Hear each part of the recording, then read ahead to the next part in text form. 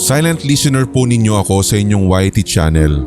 Sa pareho pong Hilakbot at Sindak at parang 2 taon ko na po kayong pinakikinggan.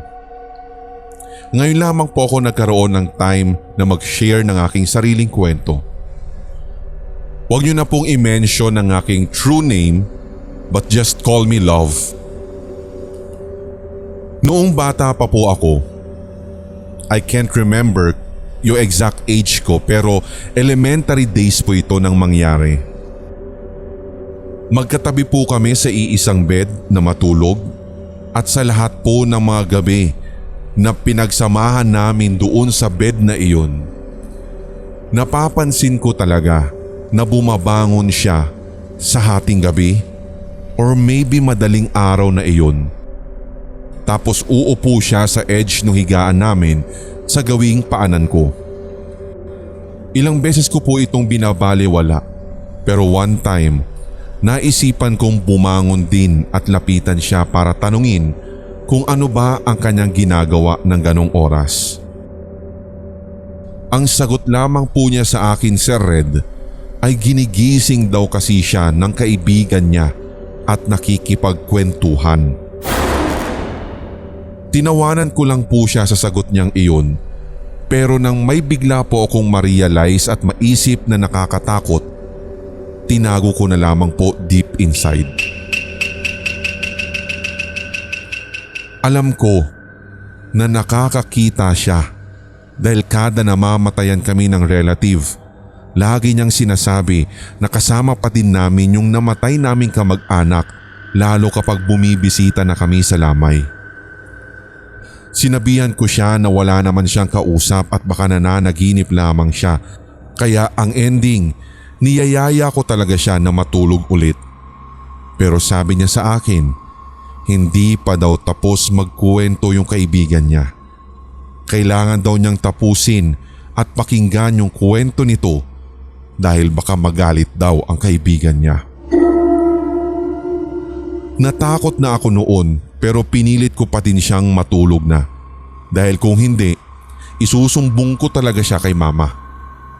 Natigilan ako sa pagbabanta sa kanya nang sa isa pang sagot niya ay sinabi niya na kung gusto ko daw bang makita yung kaibigan niya.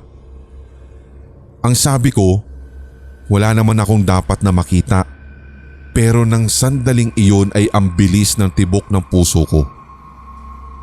Bigla na lamang po akong hinawakan ng kapatid ko, sabay turo sa harap ko at ang sabi, "Ayan siya oh." At pagtingin ko sa harap ko, sa direksyon na itinuturo niya, may lalaking nakakatakot ang muka. Nasa harapan na namin siya, Sir Red. As in, konting-konti na lang ang distansya niya sa akin na halos mahalikan na niya ako. Hindi ko po talaga masigurado kung naaagnas ba yung kanyang mga laman or nasunog yung mukha niya pero talagang takot na takot ako. Tumayo ako, switch on yung ilaw at tumakbo papalabas ng kwarto para magsumbong kina mama. Simula po noon, lagi na rin akong nakakakita ng mga multo. At kahit sa ganitong edad na nga ngayon, Sir Red, nakakakita ako pero hindi po ganoon kaklaro.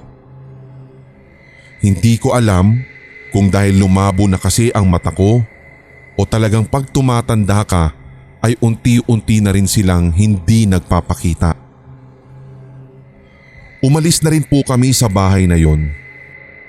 Ang chismis nung kapitbahay namin dati, may namatay daw talaga sa bahay namin na iyon na matandang lalaki pero hindi daw po nila alam kung ano ang sanhi. Yun lamang po muna, Sir Red. Next time at pag magkakaroon po ako ng oras ay magsishare po ulit ako ng iba pang experiences. Meron nga po ako ibang horror channels din na napapakinggan pero si Sir Red lang talaga yun nakakuha ng puso ko. Hindi boring, kahit scary yung story, mawawala yung takot mo dahil minsan ay patawa at ang galing po ng pagkakanarate. Salamat. Just keep it up.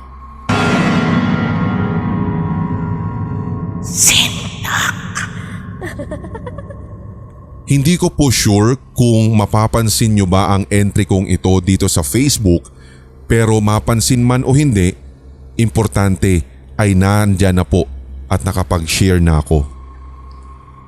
Itago nyo na lang po ako sa pangalang Thalia, isang second year college at 2 taon na po ako sa dorm na ito. Dito po nangyari yung kwento ko. Nag-decide lang po talaga ako na mag-dorm dahil nahihirapan na rin akong bumangon ng maaga at mabiyahe ng 2 oras bago makarating ng school. Isa pa, dahil may panggabi din kaming klase, nauubusan na rin ako ng sasakyan pa uwi. So nung unang araw na naglalagi ako sa dorm, wala din naman akong kakaibang napapansin dahil kahit po luma sa labas ay maaliwalas naman ang loob at malinis. Isa pa, bagong pintura din kasi yung loob nun. 2 palapag din po yung dorm namin at sa first floor meron pong 2 room na kung saan lalaki lamang ang pwedeng umuko pa. Meron din silang sala at kusina habang doon sa taas ay may 6 na room. Meron pong number ito, room 1 hanggang room 6 at sa room 5 po ako na-assign. So sakto kapag aakyat ka sa hagdan ay may hallway. Makikita mo kaagad ang pintuan ng room namin. Ito po yung mismong katapat ng hagdan. Inaamin ko naman talaga Sir Red na kahit noon pa, nakakakita at nakakadama ako ng kakaiba. Pero madalas, mas malakas po yung pakiramdam ko. 7th month ko na dito po sa pag-i-stay sa dorm. Wala po akong ibang nararanasan maliban lamang sa mga parang occasional lang na pagtataas ng balahibo ko, lalo kapag dadaan ako sa hagdan at iihi tuwing hating gabi. Dinidedma ko na lang dahil baka sa isipan ko lang yun. Hanggang nangyari ang hindi inaasahan. Isang gabi nun, tahimik ang paligid sapagkat tulog na lahat ng mga kasama ko sa dorm. Pagkatapos kong gawin yung assignment ko, switch off ko na yung ilaw dahil tulog na rin yung kasama ko.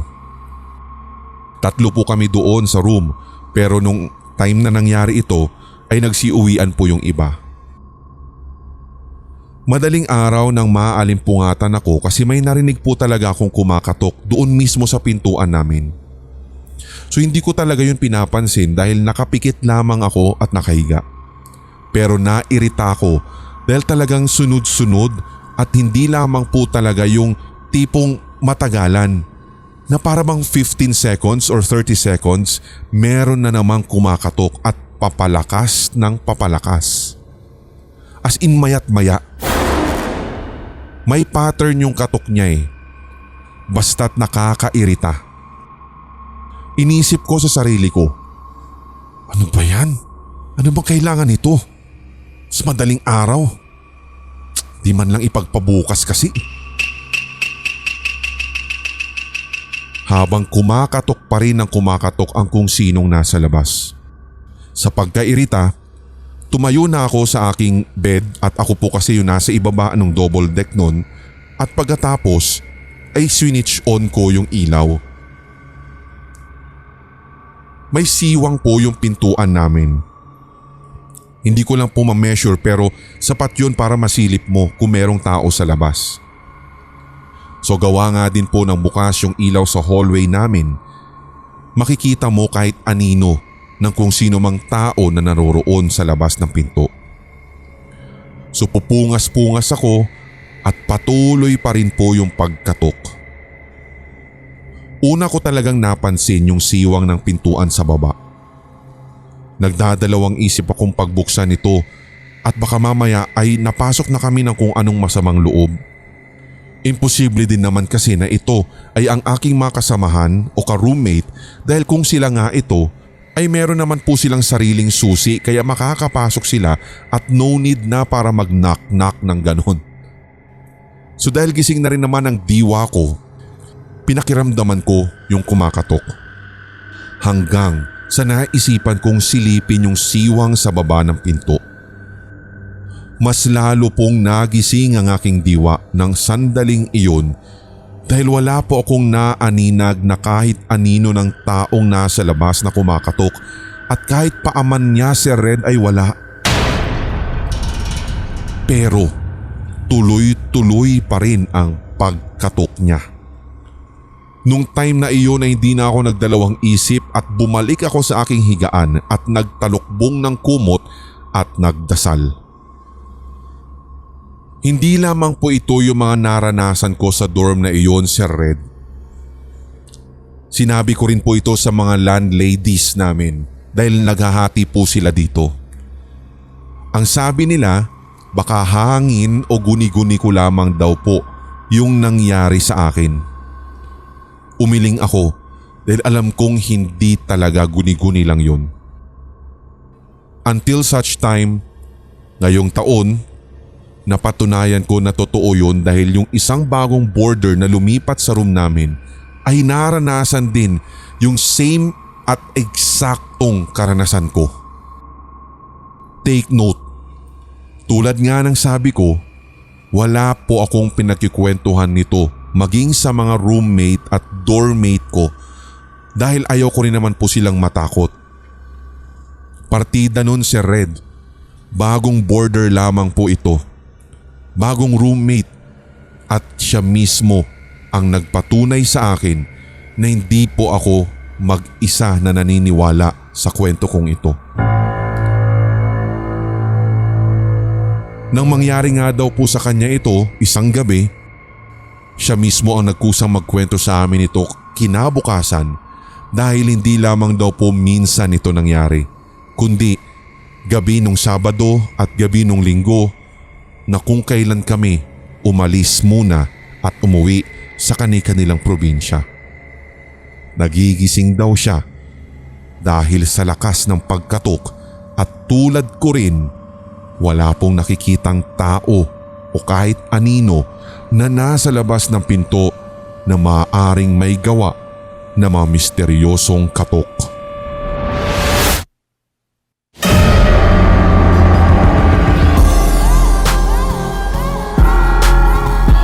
Inyong napakinggan ang tampok na one-shot Tagalog horror story.